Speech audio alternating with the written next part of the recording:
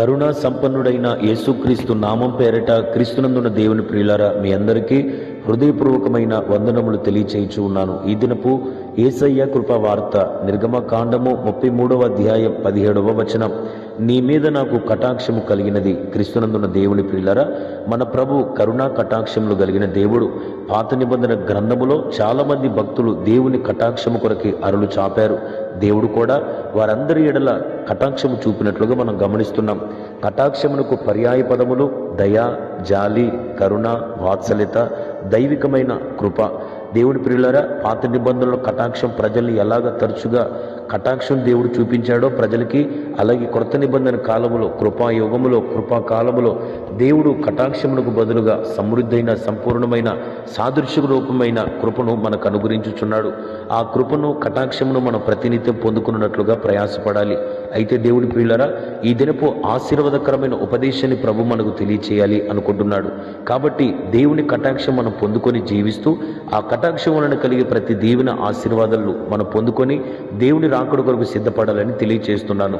దేవుని యొక్క కటాక్షం మన మీద కుమ్మరించబడినప్పుడు, మనం దేవుని కటాక్షం పొందినప్పుడు, ఆ కటాక్షం మన జీవితంలో ఎట్టి కార్యాలు చేస్తుంది అని వాక్యంలో చదివితే, యోనా భక్తుడు దేవుని యొక్క గుణ లక్షణాలని ఇలాగ దేవునికి చెప్తున్నాడు. యెహోవా, నీవు కటాక్షమును, జాలియు, బహుశాంతమును, అత్యంత కృపగలిగిన దేవుడువై ఉండి పశ్చాత్తాపడి కీడు చేయక మానుదు అని నేను తెలుసుకుని దానికి ముందుగా నేను తర్శించుకుని నేను వెళ్ళి తిని అంటున్నాడు. ప్రియులారా, ఈ మాటను మనం పరిశుద్ధ గ్రంథంలో ఒకసారి తిరిచి ధ్యానం చేస్తే, యోనాని దేవుడు తర్శీషు కాదు వెళ్ళమనేది, నినివేకి. అయితే యోనా తన సొంత చిత్తమును బట్టి తర్శీషుకు వెళ్ళాడు. కారణం ఏంటో తెలుసా? ఈ నినివే పట్టణ ప్రజలు పాపము చేత నశించిపోతారు. అయితే వారికి నేను సువార్త ప్రకటించినప్పుడు వారు గనుక ఒకవేళ ప్రార్థన చేస్తే, వారి ప్రార్థన దేవుడు విని, దేనికంటే ఆయన జాలిగల మనసు కదా, ఆయన కటాక్షం చూపేవాడు కదా, వారి పాపములన్నీ క్షమిస్తాడు. కాబట్టి నేను అంత దూరం ప్రయాణం చేసి ప్రయాసపడి సువార్త ప్రకటించిన వారు నశించరు అనే ఒక చెడు ఉద్దేశంతో తర్శీషుకు ప్రయాణమే వెళ్ళాడు. ఏ విధము చేతనైతేనే దేవుని యొక్క మనస్తత్వ కటాక్షం చూపించేది.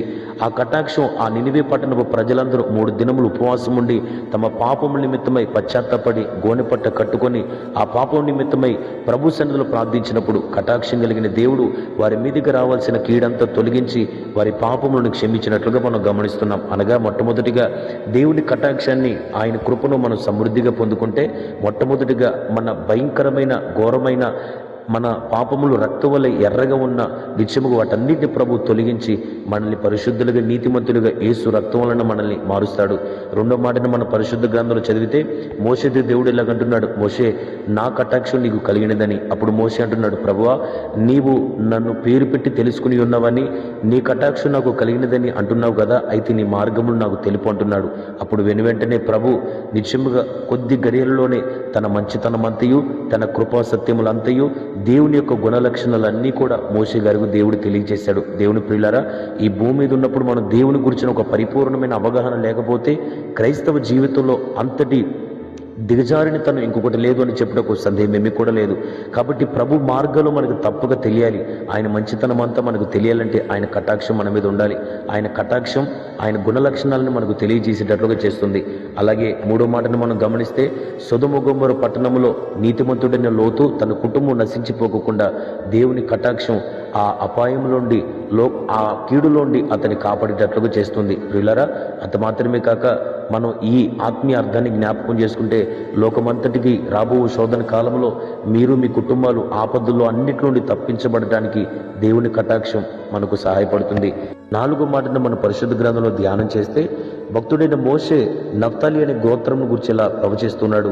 నఫ్తాలి, నీవు పశ్చిమ దక్షిణ దిక్కులను స్వాధీనపరుచుకుందు అని. అనగా ప్రియులారా, దేవుని ఆశీర్వాదం ఆత్మీయంగా, భౌతికంగా ఈ నఫ్తాలి గోత్రం బాగా స్వాధీనపరచుకోవటానికి, తన గోత్రం విస్తరించబడటానికి దేవుని కటాక్షం సహాయపడింది. అలాగే మీరు కూడా ఆత్మీయంగా, భౌతికంగా విస్తరించబడటానికి, దేవుని ఆశీర్వాదాలు స్వాధీనపరచుకోవటానికి దేవుని కటాక్షం సహాయపడుతుంది. 5వ మాటను మన పరిశుద్ధ గ్రంథంలో చదివితే, దానియేలు గ్రంథంలో రాజుకు వచ్చిన కళ, దాని యొక్క మర్మం, దాని యొక్క భావం తెలుసుకున్నట్లుగా జ్ఞానులందరితో కూడా దానియేలు, షడ్రకు, మెషకు, అబేద్నెగోలు నశించిపోకుండా ఈ మర్మమును గూర్చి ఏమై ఉన్నదో తెలుసుకున్నట్లుగా దేవుని కటాక్షం వారి మీద కలుగునట్లుగా వారు ప్రార్థించారు. వెనువెంటనే కటాక్షం దానియేలు మీద, షడ్రకు, మెషకు, అబేద్నెగోల మీద చూపిన దేవుడు ఆ మర్మం యొక్క ఆ భావం అంతా కూడా తెలియజేసినట్లుగా మనం చూస్తూ ఉన్నాం. అనగా ఐదవదిగా దేవుని కటాక్షం మనం ఎంతటి కఠినమైన పరిస్థితులను గురించి ప్రార్థించిన వెంటనే దానిని గురించిన ఒక విపులత, ఒక సరైన సమాధానాన్ని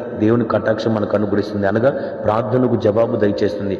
కాబట్టి కటాక్షం వలన కలిగి ఈ 5 ఆశీర్వాదాలు మీరు పొందుకొని దేవుని రాకడ కొరకు సిద్ధపడాలని ప్రేమతో తెలియజేయుచున్నాను. ఆమేన్. ప్రార్థన.